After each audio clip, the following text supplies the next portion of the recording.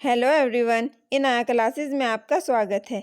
आज हम कक्षा 10वीं की हिंदी पुस्तक क्षितिज का पाठ एक कहानी यह भी पढ़ेंगे। इस चैप्टर के फर्स्ट पार्ट में हमने पढ़ा था कि लेखिका कहाँ रहती थी, उनके माता पिता कैसे थे, उनका स्वभाव कैसा था और उन्होंने अपने बचपन के बारे में भी बताया। चलिए आगे का पाठ शुरू करते हैं।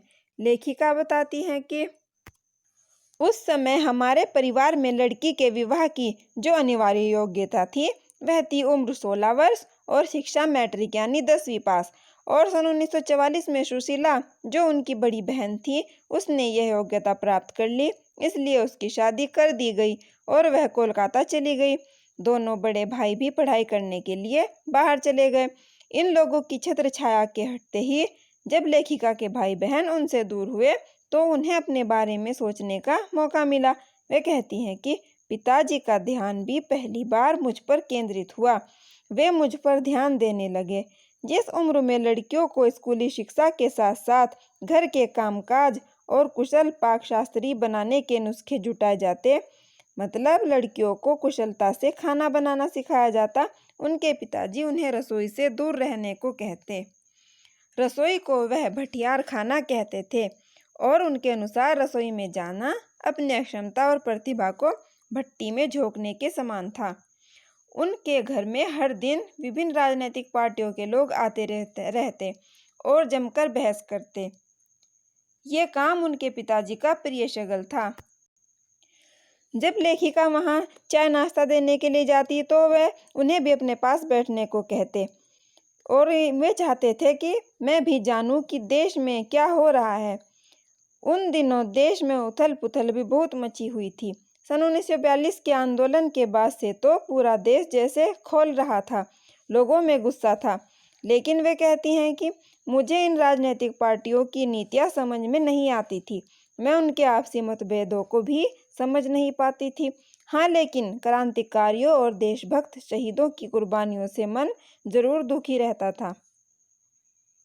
आगे वे कहती हैं कि 10वीं तक बिना किसी खास समझ के घर में होने वाली बहसें सुनती थी, बिना लेखक की अहमियत जाने किताबें पढ़ती थी।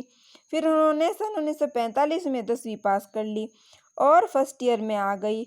उन्होंने सावित्री गर्ल्स हाई स्कूल, जो एक साल पहले ही कॉलेज बना था, वहाँ एडमिशन ले लिया। वहाँ हिंदी की प्राध्यापिका शीला अग्रवाल से उनका परिचय हुआ तो उन्होंने साहित्य की दुनिया में उनका प्रवेश करवाया। उन्होंने किताबों का चुनाव करके पढ़ना सिखाया, खुद चुन चुन कर किताबें दी, फिर उन पढ़ी हुई किताबों पर बहसें भी की। फिर 2 साल बीतते बीतते साहित्य की दुनिया शरत प्रेमचंद्र से आगे बढ़कर जैनेन्द्र, अज्ञे, यशपाल, भगवती चरण वर्मा तक फैल गई। यानी लेखिका ने इन सब लेखकों को भी जाना और उस समय उन्हें जैनेन्द्र जी की छोटे छोटे सरल वाक्यों की शैली ने बहुत आकृष्ट किया, मतलब उनका ध्यान अपनी तरफ खींचा। उन्हें जैनेन्द्र जी का सुनीता उपन्यास बहुत अच्छा लगा। अज्ञे जी का उपन्यास शेखर एक जीवनी भी उन्होंने पढ़ा, पर उस समय वे उनको समझ में नहीं आया। फिर कुछ सालों बाद जब नदी के द्वीप उपन्यास पढ़ा तो उसने मन को इस कदर बांधा कि उन्होंने फिर से शेखर एक जीवनी उपन्यास पढ़ा और इस बार थोड़ा बहुत समझ में आ गया। वे कहती हैं कि शायद ये मूल्यों के मंथन का युग था। इन पर नए सिरे से सोच विचार चल रहा था। पाप पुण्य, नैतिक अनैतिक, सही गलत की जो धारणाएं बनी हुई थी, उन धारणाओं के आगे प्रश्न चिन्ह ही नहीं लग रहे थे, बल्कि उन्हें ध्वस्त भी किया जा रहा था। ध्वस्त मतलब तोड़ा भी जा रहा था। और फिर जैनेन्द्र का त्याग पत्र भी पढ़ा और भगवती बाबू का चित्रलेखा पढ़ा। इन सब पर अपनी अध्यापिका जो शीला अग्रवाल थी उनके साथ लंबी लंबी बहसें करते हुए उस उम्र में जितना समझ सकती थी वो समझा। आगे लेखिका बता रही हैं कि किस तरह से शीला अग्रवाल ने उनको प्रेरित किया। वे कहती हैं कि उन्होंने केवल उनका साहित्य का दायरा ही नहीं बढ़ाया, बल्कि उनको घर से बाहर निकलकर आंदोलनों में भाग लेने के लिए भी प्रेरित किया। उनके पिताजी ने जो सिलसिला शुरू किया था कि देश की स्थिति को जानो समझो उसको शीला अग्रवाल ने सक्रिय भागीदारी में बदल दिया। सन 1946-47 के दिन थे। चारों तरफ प्रभात फेरियां निकाली जा रही थी, हड़तालें हो रही थी, जुलूस निकाले जा रहे थे।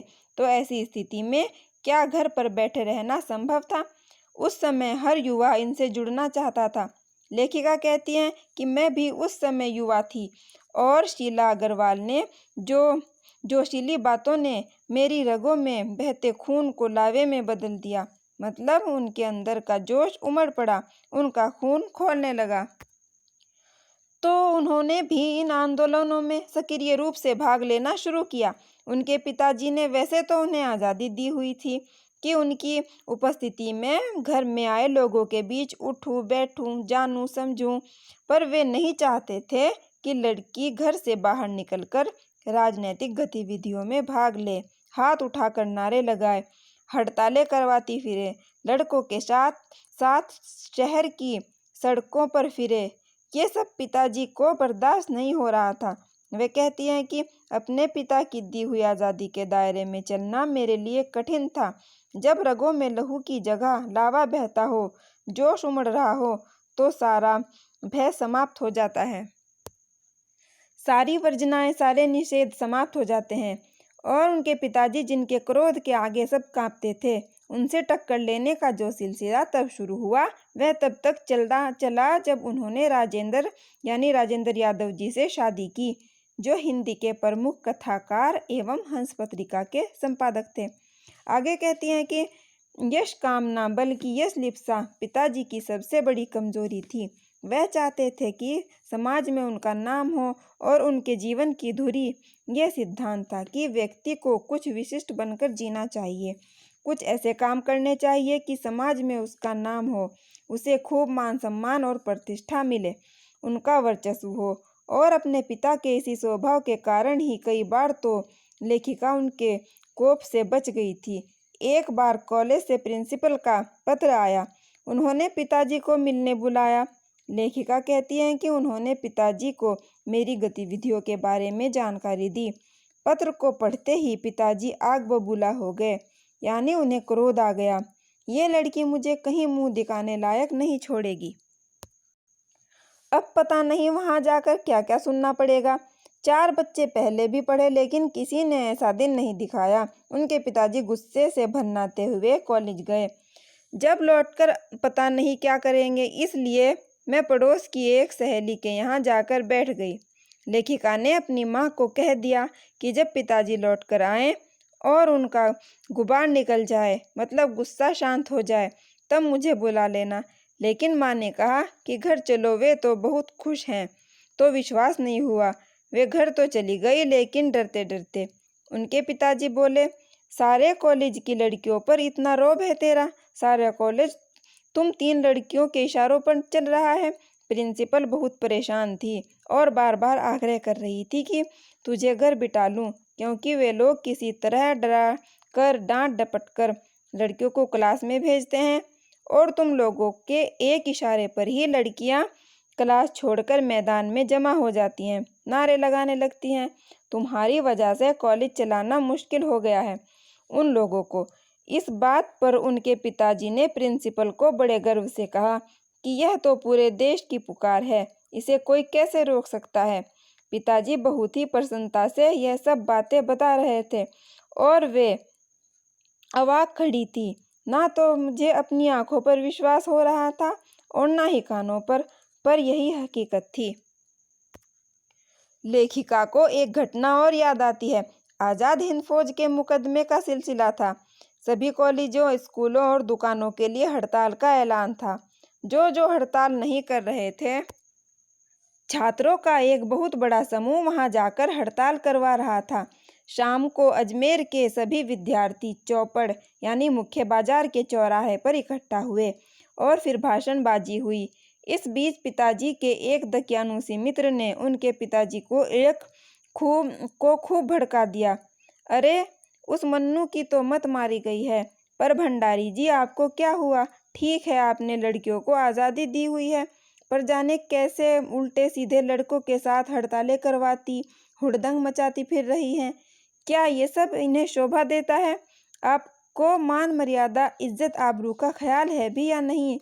उनके मित्र तो आग लगाकर चले गए, पर पिताजी सारे दिन भभकते ही रहे, सारे दिन बड़बड़ाते रहे कि बस अब इसी की कमी रह गई थी कि लोग घर आकर थू थू करके चले जाएं। मन्नू का घर से बाहर निकलना बंद करो। लेखिका कहती हैं कि इन बातों से बेखबर अनजान जब मैं रात को घर लौटी तो पिताजी के पास उनके बेहद करीबी मित्र डॉक्टर अंबालाल जी बैठे थे, जो अजमेर के सबसे प्रतिष्ठित और सम्मानित व्यक्ति थे। मुझे देखते ही बोले कि आओ आओ मन्नू, मैं तो चौपड़ पर तुम्हारा भाषण सुनते ही सीधा भंडारी जी को बधाई देने चला आया। I am really proud of you. फिर पिताजी से बोले कि भंडारी जी, घर से बाहर भी निकला करो, क्या घर में ही घुसे रहते हो? You have missed something. वे तारीफ करते जा रहे थे और पिताजी के चेहरे का संतोष धीरे धीरे गर्व में बदल रहा था। जब घर के अंदर गई तो माँ ने पिताजी के गुस्से के बारे में बताया तो मैंने राहत की सांस ली, मुझे सुकून मिला। लेखिका कहती हैं कि आज जब इतने वर्षों के बाद पीछे मुड़कर देखती हूँ तो इतना तो समझ में आता है कि उस समय क्या मेरी उम्र थी और मेरा भाषण कैसा होगा। यह तो डॉक्टर साहब का मेरे लिए प्यार था, स्नेह था कि वे मेरी इतनी तारीफ कर रहे थे, या यह भी हो सकता है कि आज से 50 साल पहले अजमेर जैसे शहर में इतनी भीड़ के बीच एक लड़की का बिना किसी संकोच के यूं बोलते जाना ही इसका कारण हो। पर वे कहती हैं कि पिताजी कितनी तरह के अंतर्विरोधों के बीच जीते थे। एक और तो उनके मन में विशिष्ट बनने की लालसा थी और वे अपनी सामाजिक छवि के प्रति भी सजग थे। पर ऐसा कैसे हो सकता है कि उन्हें इस बात का भी एहसास नहीं था कि इन दोनों का तो रास्ता ही टकराहट का है। सन 1947 के मई महीने में शीला अग्रवाल जी को कॉलेज वालों ने नोटिस थमा दिया। उन पर लड़कियों को भड़काने और कॉलेज का अनुशासन बिगाड़ने का आरोप लगाया गया। जुलाई में 3rd ईयर की क्लासेस बंद कर दी गई और हम 2-3 छात्राओं के कॉलेज जाने पर रोक लगा दी गई। वे कहती हैं कि बाहर रहकर भी इतना हुड़दंग मचाया कि आखिर अगस्त में कॉलेज वालों को 3rd ईयर की क्लासेस खोलनी पड़ी। खुशी तो बहुत हुई, पर इससे भी बड़ी जो खुशी मिली, जिसकी सभी लोग बहुत दिनों से प्रतीक्षा कर रहे थे, उस खुशी के सामने यह खुशी कुछ भी नहीं थी। और वह थी शताब्दी की सबसे बड़ी उपलब्धि 15 अगस्त 1947, जिस दिन हमारा देश आज़ाद हुआ। इस खुशी से बढ़कर और कुछ भी नहीं था। तो यहीं पर यह पाठ समाप्त होता है। आशा है आपको समझ आया होगा। वीडियो को लाइक करें, शेयर करें और चैनल को सब्सक्राइब करना मत भूलें।